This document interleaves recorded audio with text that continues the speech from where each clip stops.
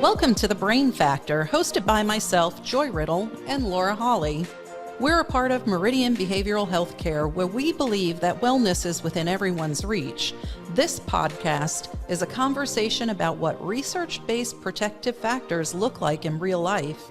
Our hope is that you'll walk away with something that you can use in your own life and have had some fun with us along the way. So let's get started.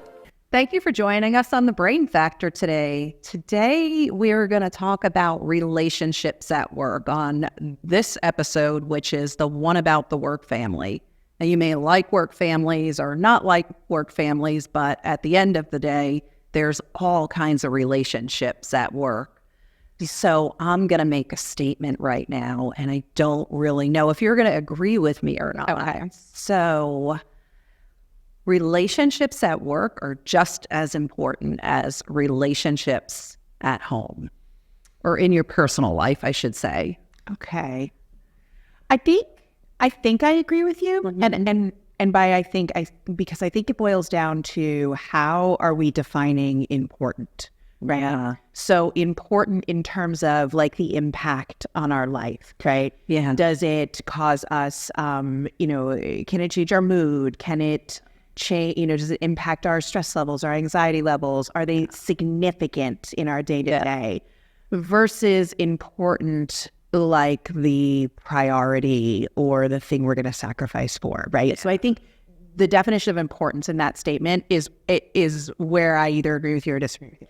Okay. So what if I were to say research indicates that you can have increased innovation, increased productivity, reduced stress, and also increased job satisfaction when you have good relationships at work? Yeah, so that doesn't surprise me at all because I know, at least for me and most other human beings, right? We stay where we are valued, right? Yeah. We stay where, and we're the best version of ourselves when we're valued and when we feel good, and we're in spaces where that is evident to us, both in observables and in how we feel being around certain people. So I think the significance and the impact of those relationships is so important. But there's also, I would counter it, that there's also a lot of research that supports this idea that the work family, when we're using that term, like we're a family, right? Yeah. That there's a lot of toxicity in that, right? In that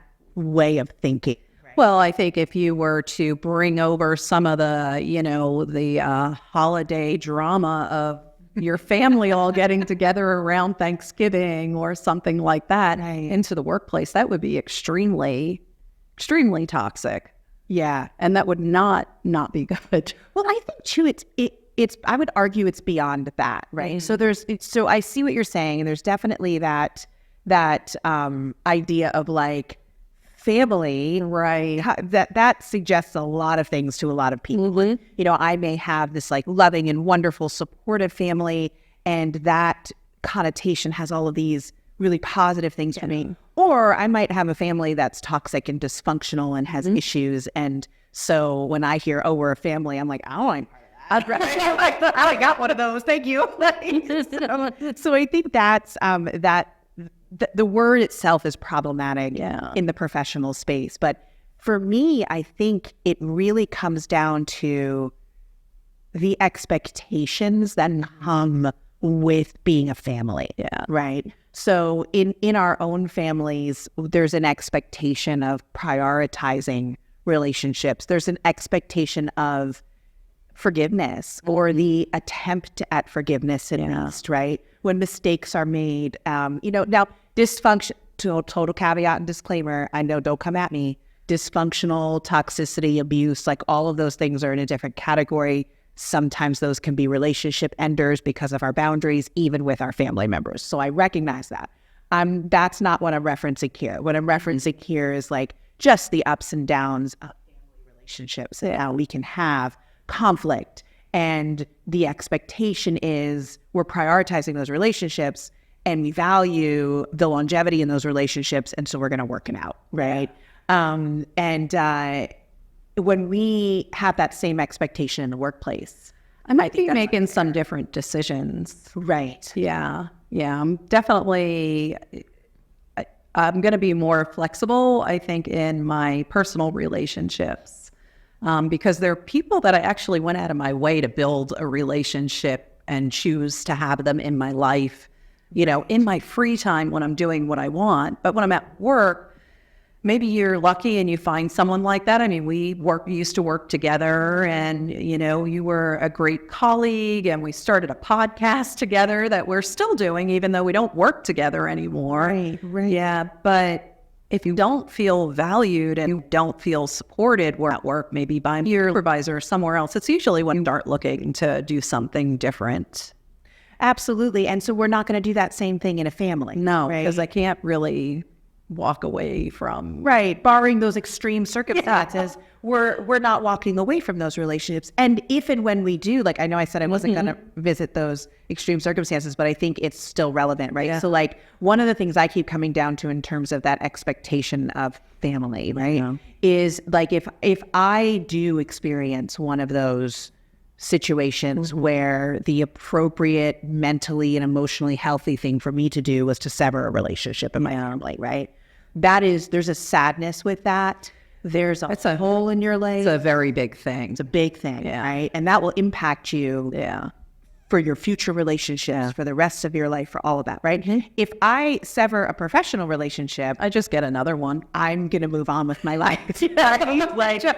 And some more than others, right? Like and again, this is all about like, am I severing it because of dysfunction or toxicity, right? So like, many, many years ago, I did have that situation where I had a job environment and I was very young, where we're a family, and it was more about a cause than it was about a job, right? And I was on fire for it because I was super young, and it was really toxic, and I had to walk away from that, right? I learned a lot. It taught me a lot about myself, about the professional realm. It bothered me for a little while, and then I moved on. Like, I'm not carrying around any baggage from that experience. Right. It was right. But if I had the same experience with an actual family member, you're going to be a little gun shy for a while.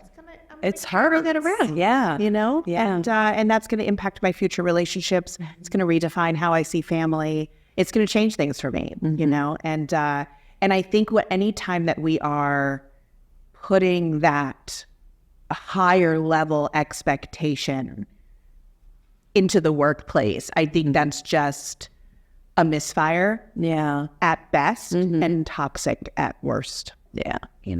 There's also like expectations of how much we're going to give that come with a family, right? And like, I absolutely love my job. Don't get me wrong. I love my job, and I give a lot to my job, and it's not a burden, and it's not difficult. I'm very, very fortunate, right? But also, when I'm off work, I'm off work. And that's actually part of the beauty of my job, is they don't expect that sort of 24/7 live and breathe, right? When we're there, we're all in. And then when we're not, we have lives. Right. That's a really, really important factor in work satisfaction. But when we are consistently receiving the message from above that we're family, you don't clock out from your family. Yeah, you don't. So that's a thing, that I don't know that I like in the workplace. So, in a family, you're at home, your family can have a spouse, you can have a cousin, a brother or sister, kids, a grandma, that type of thing. But some of the relationships that you might find at work are a mentor. So someone that can advise you and talk to you and kind of guide you and, help you and just be there for you and help you with your professional growth. Then you can have a sponsor, which differs from a mentor because they're not as involved maybe in your life, but they can help you get ahead in the company. I think a mentor has a little bit more of a friend kind of connotation attached to it, but a sponsor is going to be just more professional, but it's someone who really wants to help you get ahead because they've identified something in you, right, that they think that you can grow within the company. They might introduce you to their networks and provide you with opportunities for growth. Like a mentor too. One of the other differences, and stop me if I'm wrong, but like a sponsor is really like specific to that job and that company. Yes. Right? And like a mentor, it might cross into that friendship realm a little bit more, because I think that You don't have to be at the same company. right. And also it's Good point. mentors seem to care more about like your overall kind of career and your path. And with a mentor, you might have the conversation about where I see myself in 5 years, and it might not be at that company. Yes, that's Right. true. Yeah. Or, one day here's where I want to end up. Or a sponsor is like, which position within the company do you see yourself grow into, and how can I help you get there? Right. So I think that's different. So now we've sort of switched though into talking from family to like friends, because that's a thing too at work. Are we supposed to have friends should we have friends at work? Should we not have friends? I don't know. How do we define friends? Maybe that's what it's about. Yeah, because, there are work friends, there are personal friends. I have a lot of like work friends or acquaintances that I'm not going out on the boat with on the weekend. Yeah. That I'm not going to call at 3:00 in the morning because I don't know, someone kicked my dog and I'm sad. Right. So where's that level? We're like, get your shovel. We're going You have friends like that? Don't forget I'm Italian. Fair. That's fair. Yeah. So yeah, definitely, have to look at what friends are and what you want, and just I don't want to say be careful, but be cognizant about the fact that when you have friends at work and you allow them into your world outside of work, things can cross over. So something that, falls out at the lake when you're swimming that goes awry between you and your friend then carries into work. Yeah. Or vice versa. Something you're at odds at work, and then that it's impacting your personal relationship. Yeah. But one of the relationships that I really like in the workplace is someone that's an advocate. So, I loosely use it as a relationship, but an advocate is like someone who helps others be heard. Yeah. And like just opens those pathways, because everybody's not able to do that or doesn't have the voice yet to do that. And an advocate can help you with that.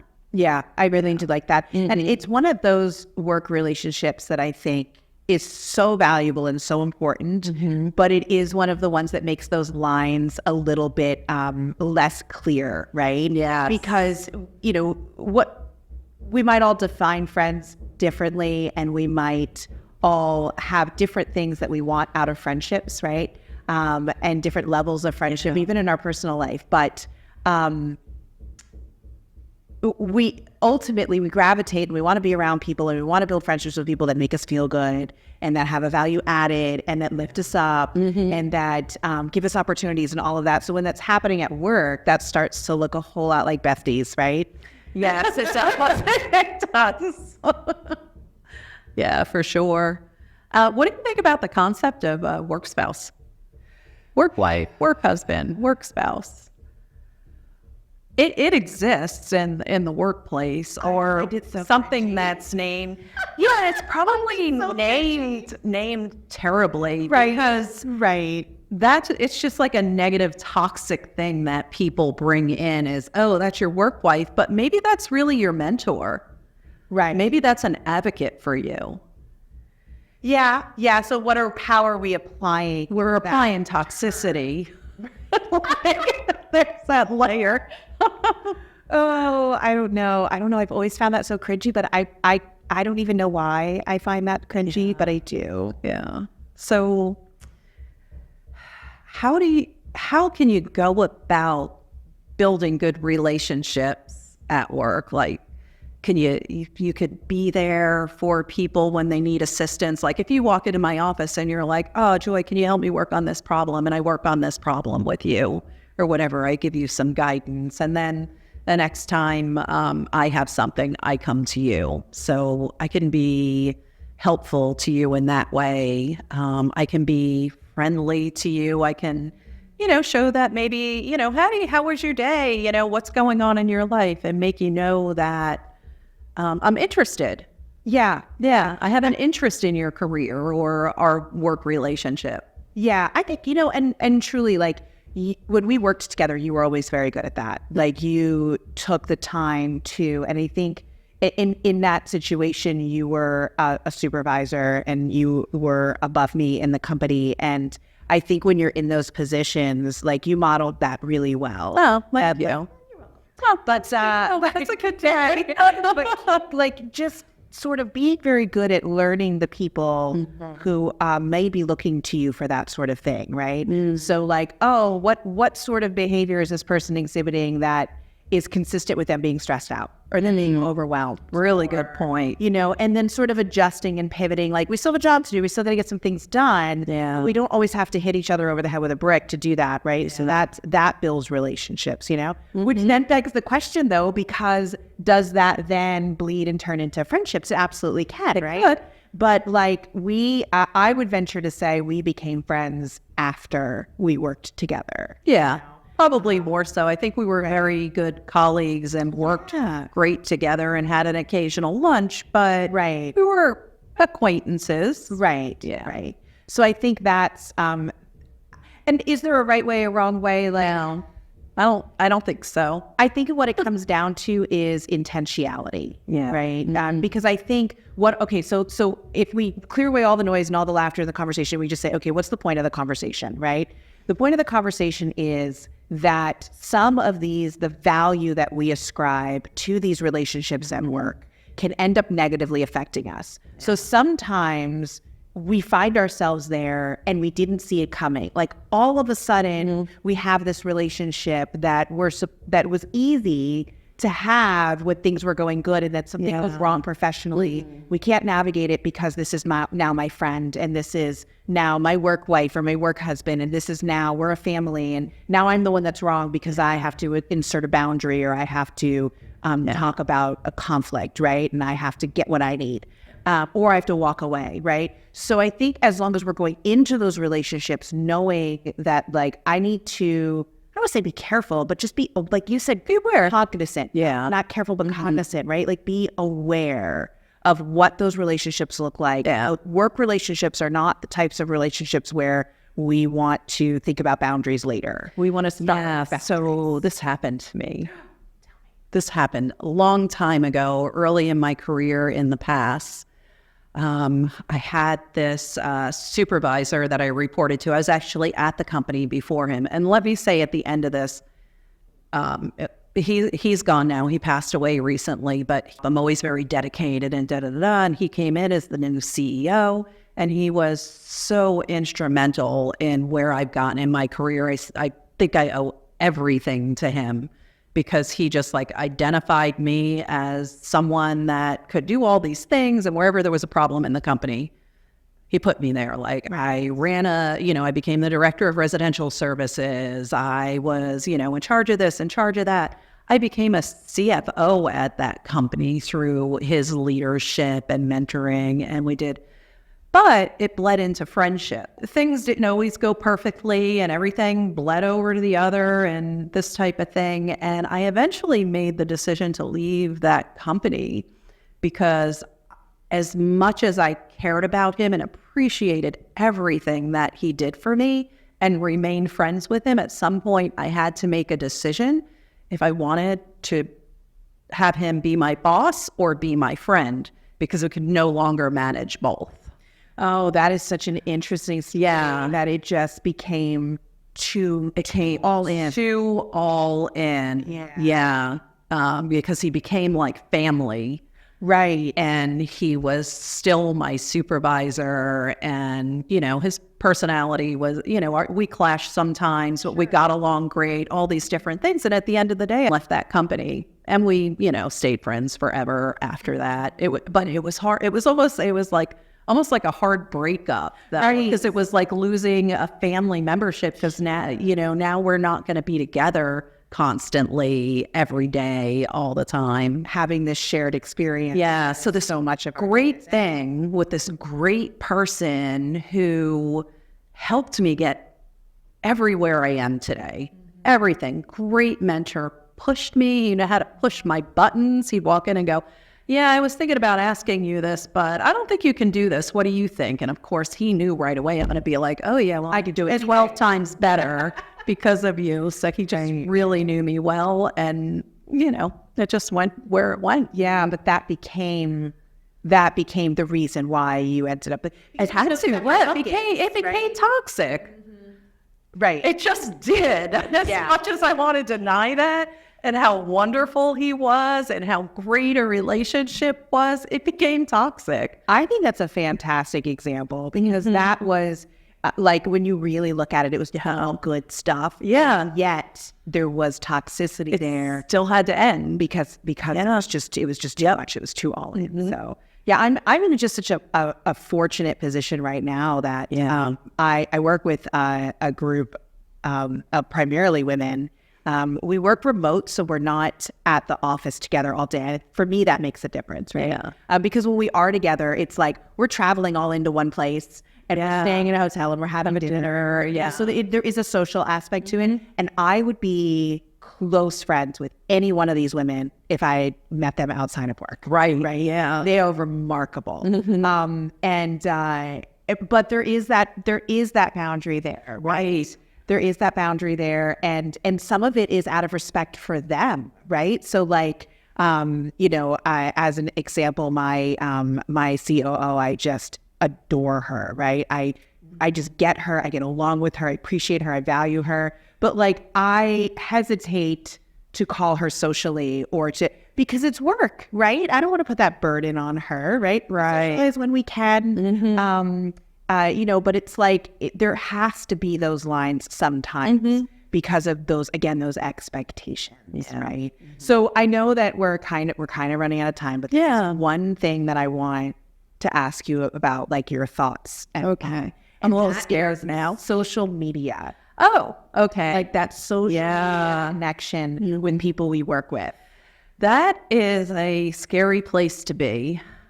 So my opinion on that is I usually don't have people I work with on my social media channel, but I will say that with a caveat because sometimes you might have been on my social media channel before we worked together at Meridian, other place, because I worked with your husband somewhere else prior, so we were already connected. Yeah. It's problematic too, right? Or can be for people. Yeah, it wasn't problematic for us, and it wasn't. And, fortunately for me, my social media is not that exciting. I post travel pictures and pictures of my family. That's it, that's it. But I think that people should be cautioned when you're inviting work into your social media because, I don't know, maybe you're a wild person or something. And, you don't want to give people things to talk about that they don't need to be talking about. Some things are your business, right? Yes, that was like, yes. Okay, if I have followed all the company policies and protocols, and I have requested 2 days off 3 weeks from now, right? And I have no conflicts at work, and I have those earned PTO days, and I'm taking off. Like, you don't even know what I was doing, right? Now, me personally, I'd probably tell everybody anyway, like, oh yeah, right? But like, I think that depending on your personality type and your boundaries and what you're trying to get out of these relationships and give to these relationships, like, be aware of that. And I do think that sometimes people feel really awkward about it. Yeah. So I think also one of the takeaways is it is perfectly acceptable to say, oh, I'm so sorry, I don't have work folks on my social media. Right? Like, you don't have to feel guilty about declining a friend's invitation or something like that. Yeah. But I think no wrong answers, no right answers, except for the whole family thing, because research shows that. But I think navigating work relationships needs to be done with intentionality and boundaries. Yes, definitely. I agree. Well, thanks for joining us on this edition of The Brain Factor, and we will see you next time. Thanks for listening to The Brain Factor. Joy and I are so thrilled to be having these needed conversations. We'd love to hear your feedback on this episode, so if you could drop a comment or leave a review with your thoughts or any requests that you may have, it would be appreciated. Don't forget to like, subscribe, and share with your friends. Living a healthier and happier life starts with one step, and we're excited to be on this journey with you. Until next time.